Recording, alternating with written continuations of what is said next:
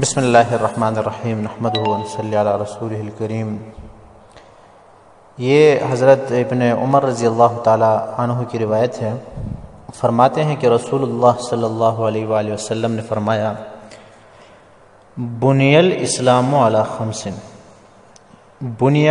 بنیاد رکھی گئی ہے، الاسلام اسلام کی، علی خمس 5 چیزوں پر۔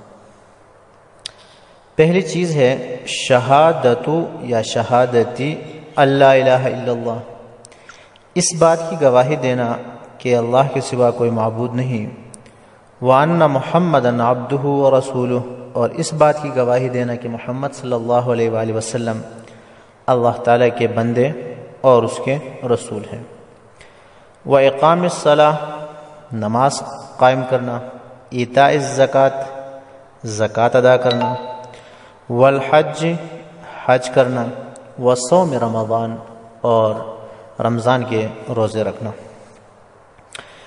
ان 5 چیزوں پر اسلام کی بنیاد رکھی گئی ہے۔ اس کا مطلب یہ ہے کہ جو شخص ان 5 ارکان کو صحیح طریقے پر شرائط کے ساتھ ادا کرے تو پورے دین پر چلنا اس کے لیے آسان ہوتا ہے۔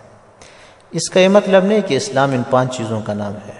جس طرح ایک عمارت ہوتی ہے، اس کی پہلے تو بنیادیں ہوتی ہیں، اس کے اوپر دیواریں ہوتی ہیں، پھر کھڑکیاں ہوتی ہیں، پھر آخر چھت پہ جا کر جب چھت ڈالا جاتا ہے تو وہ مکان مکمل ہوتا ہے۔ تو ظاہر بات ہے کہ خالی بنیادیں ہوں تو نہیں کہے گا، تو ان بنیاد ضروری ہے۔ بنیاد نہ ہو اس کے اوپر آپ جو کچھ بھی بنائیں تب تو کوئی فائدہ ہی نہیں سرے سے۔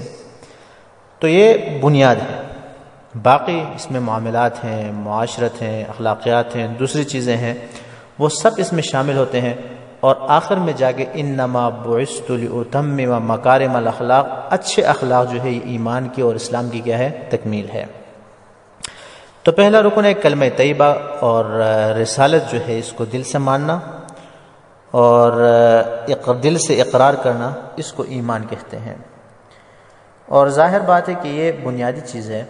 جس شخص کا ایمان نہ ہو، اللہ تعالیٰ پر ایمان نہ ہو، صفات پر ایمان نہ ہو، نبی اکرم صلی اللہ علیہ وآلہ وسلم کی رسالت پر ایمان نہ ہو، تو اس کے سارے اعمال بیکار ہیں، ان کا کوئی ثواب نہیں ملے گا۔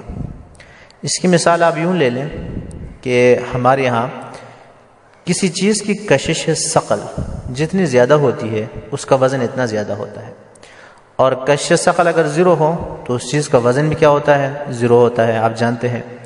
تو اسی طرح یہ ایمان جو ہے یہ کشش ثقل کی طرح ہے۔ تو ایمان جتنا مضبوط ہوگا اعمال کا وزن بھی اتنا زیادہ ہوگا۔ آپ دیکھتے ہیں نا اخلاص، جب اخلاص ہوگا چھوٹا سا عمل ہو تو وزن زیادہ، اخلاص نہ ہو، عمل بہت بڑا ہو، ایمان نہ ہو، تب تو اسے کیا ہے؟ کوئی فائدہ نہیں، وہ 0 کے ساتھ آپ اس کو ضرب دیں گے۔